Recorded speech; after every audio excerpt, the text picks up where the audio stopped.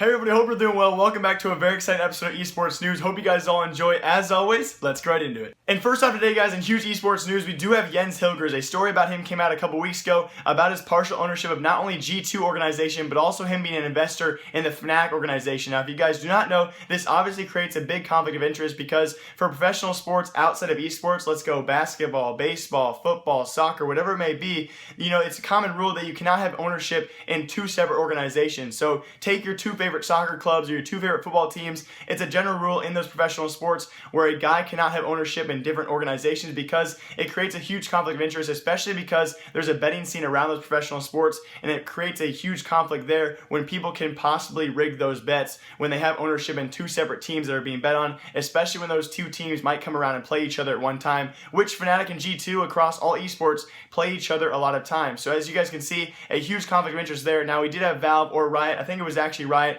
had a mandated decision come out yesterday. If you guys did not hear about this, they mandated a decision basically convincing or basically telling Jens Hilger that he had to make one of two choices: either release his ownership of G2 organization or take back his loan with Fnatic. Now, if many of you guys know, there's also no deadline on this actual mandate. He's been warned.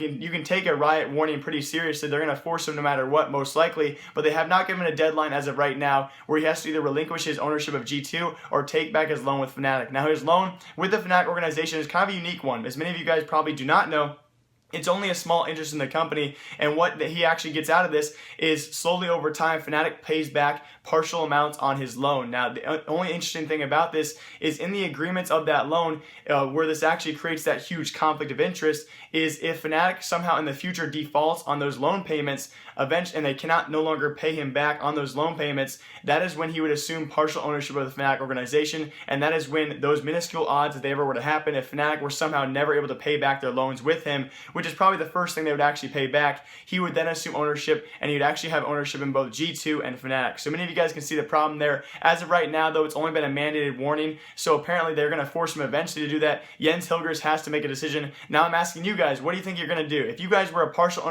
had partial ownership in G2, but you also were invested in Fnatic, which one would you take back and which one would you sell? And continuing the League of Legends news for today, guys, this past weekend, having Splyce take down Unicorns of Love and Cloud9 take down Immortals, we have solidified our 16 world teams, which I am very excited to research and talk about sometime soon in the future. There'll be our 3 North American teams. We have CLG, Cloud9, TSM, our 3 European teams, G2, which we just talked about, H2K, and our only European qualifier for Worlds who does not have a 2 in their name, that is Splyce Gaming, as you guys saw this past weekend. Our Korean favorites of Edward Gaming, we also have Royal and IMA. We also have our Taiwanese teams of Flash Wolves and AHQ, and finally our wild cards. Our first wild card out of Brazil is Ints Esports, and then our only Commonwealth team, the CIS team, the huge underdog, which is Albus Nox Luna, potentially one of the coolest names there. These actual world groups will be announced September 10th, only in a few days, and I cannot wait to research all these teams and give you guys my predictions for Worlds. So these are our 16 League of Legends teams for Worlds. And kind of funny, coincidentally coinciding with that last story there, since the Dota 2 situation many of you guys heard about, a lot of the owners of top 10 Dota 2 teams in the world have decided to release their entire rosters. Kind of a similar situation here. We had the CEO of Immortals, Noah Winston, come forth and state that all Immortal players, now it's kind of their offseason, they didn't qualify for Worlds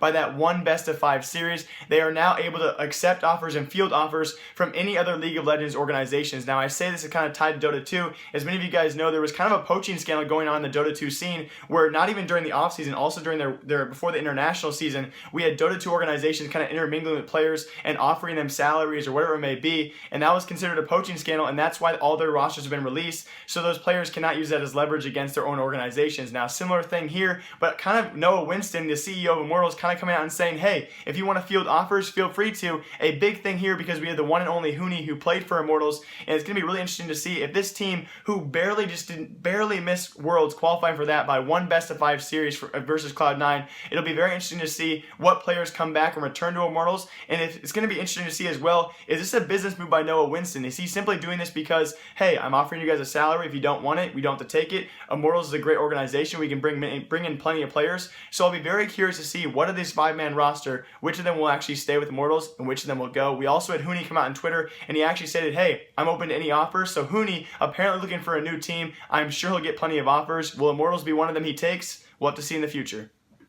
Really quick intermission between stories, guys. I think how we're gonna do this on this actual esports channel for now is we're gonna split up certain days for certain esports. As many of you guys will figure out throughout this episode, today's episode will be League of Legends, Dota 2, and Smash Bros. Now I think tomorrow for our exclusive episode on Friday, which is tomorrow, I think we're gonna be doing for the very least Overwatch. A lot of you guys want to see a lot of Overwatch news, so that would definitely be done a lot. Guys, please link down below sources to Overwatch news, or at least tell us facts about Overwatch. I want to learn more about that game, especially because many of you guys like that game as well. I think tomorrow's episode will be strictly Overwatch, Call of Duty, CSGO. We're going to try and limit each video to certain game types. So for each video, we're going to try and have 2 to 3 esports in general for those videos, and that way you guys can come back on certain days of the week and expect your video to actually be expect your esport to actually be talked about. And speaking of Dota 2 and the whole controversy over there, again, I'm going to say this again and again, guys. The Dota 2 scene right now is something we will never see across any other esport. We actually have solidified a top 11 teams in the world, all releasing their entire rosters, and we slowly have teams like Fnatic, Evil Geniuses, eHome,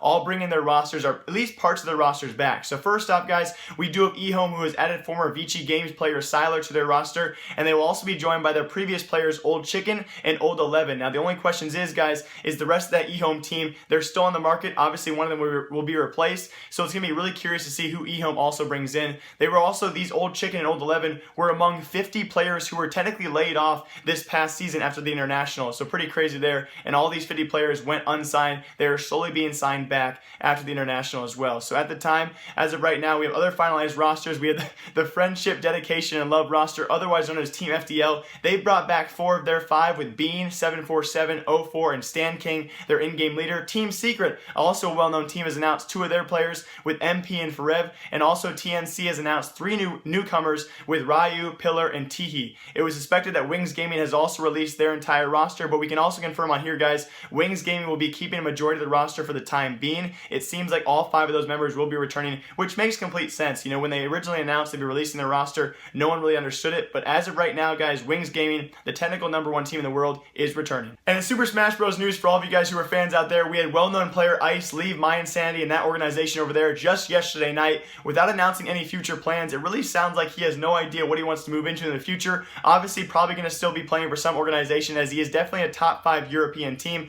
I believe it was a DreamHack event he placed top 2 at just recently. He's a top 5 European player and definitely a top player in the world, but no one has really an idea where to go. And that was mYInsanity's first player in Super Smash Bros. So really curious to see if they pick up another player if Ice was successful for them.